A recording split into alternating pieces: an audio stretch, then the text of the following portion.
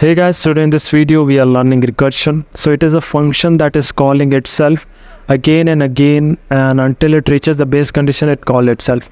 So we are looking at the example how to use recursion using C++ code. So we are printing all the numbers from n to 1 using recursion. So this is a small example that I'll be showing you. So if the n value is given, so we'll print up to 1. So if the n value is given as 3, input is 3, so we have to print from 3 to 1. So it will print the output as 3 to 1. If n value is given 3, it will go up to 3 to 1. If n value is given as 4 input, so we'll get up to 4, 3, 2, 1. So input will be 4 and the output we get is 4, 3, 2, 1.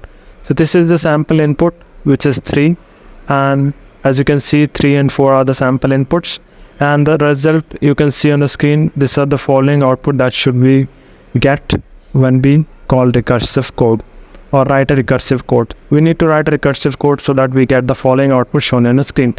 So let's get to the steps how to do it. So first we need to define some base condition for the recursion to stop. Okay, the base condition that I have defined is n should be greater than 0. When it is becoming 0, we should stop the recursion. So this is our base condition for our recursion. Initially the value of n we are passing as 3. Okay, the steps we need to perform inside the recursion is first it will print itself, then itself after printing, then it will call itself for the reduced value of n, which is n minus 1. So the input we have given is will be done inside of the stack, so we are calling the function. Okay, we'll call the function for the value of 3. So I am writing f of 3. So inside the stack, the first function that is called with a value of 3. So we have placed inside the activation record. Okay, activation record for f of 3 is created inside the stack. So the first step which we need to do is print. So the function will call and it will print 3. As you can see, we are drawing the recursive tree. Okay, then it will call itself for the reduced value of n, which is f of n minus 1. So 3 minus 1 is 2. So it will call the function for f of 2. Okay, it will call the function with a value of f of 2. So now we need to update the output. The printing is done. Simultaneously we'll do. First the value printed is 3. As you can see, 3 is printed. Okay, the first step is done.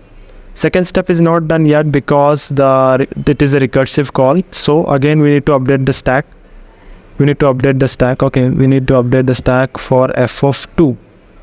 The 3 values lying on the stack, it is not yet completed.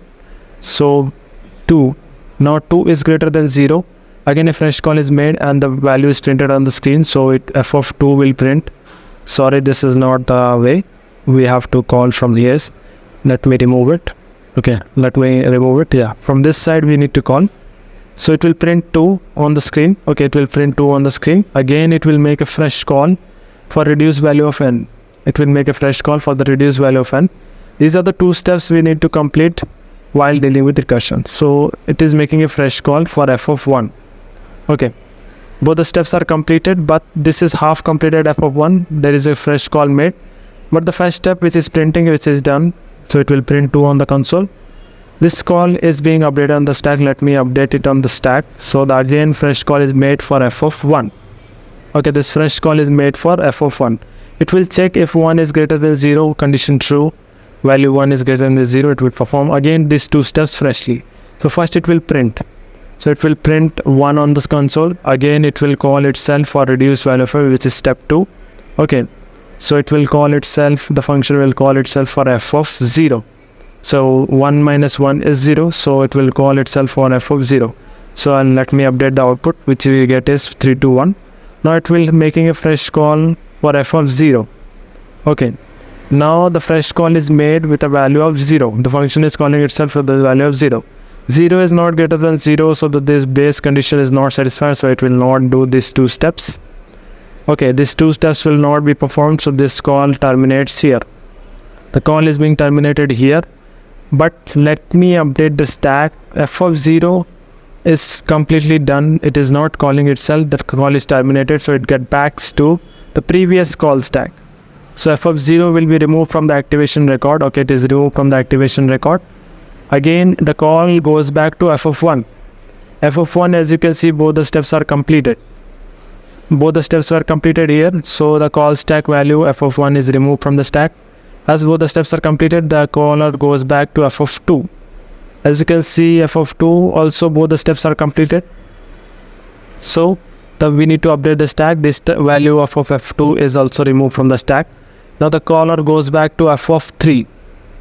F of 3, both the steps are also done, printing and calling itself, both the steps are completed. So this also is removed from the stack. Now the output we get is 3, 2, 1. This is how we get the output of 3, 2, 1 using recursion. On our code editor, we are writing all the recursive function code here.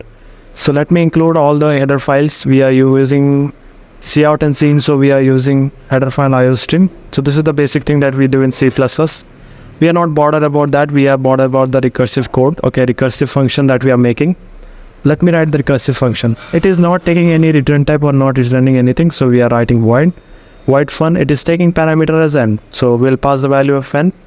So the logic goes here. We'll write the logic after writing the driver code. We'll have to create one main function in order to call the fun function. Okay, we are creating the main function. Here we are creating, we'll call the function fun here only. Okay, we'll call the function. We have to create a value of n. For 3 we are calling that function. So we'll pass the value of n as 3. So now it is returning nothing, so we'll return 0. This main function. Okay. Then the logic here, we need to create one base condition which I have already shown you. This function will call itself again and again until the value becomes 0. It will call itself and it will terminate when the value becomes 0. So the base case will be n greater than 0. The first step it has to perform is printing. So step 1, what we need to perform is step 1 I'm writing. Okay, I'll write the step 1, which is printing. First it will do is print itself. Print the value of n first. Okay, it will print the value of n. So we have printed, as you can see. Again, the step 2, what we have seen on the drawing part was it will call itself for reduced value of n. So it will call itself, calling itself for reduced value of n.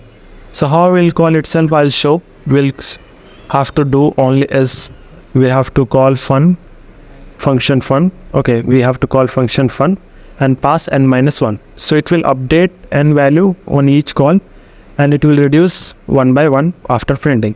So first step it will perform is printing, then second step it will perform is calling itself for reduced value of n. So the value which we get by calling this function we already know is 321. Okay, which we get is 321. Let me run the output.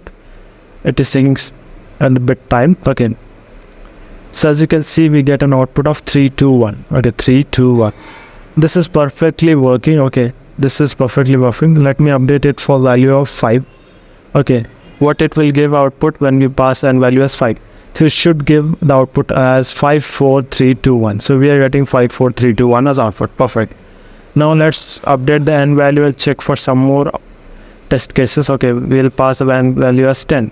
So we should get an output of 109876544321.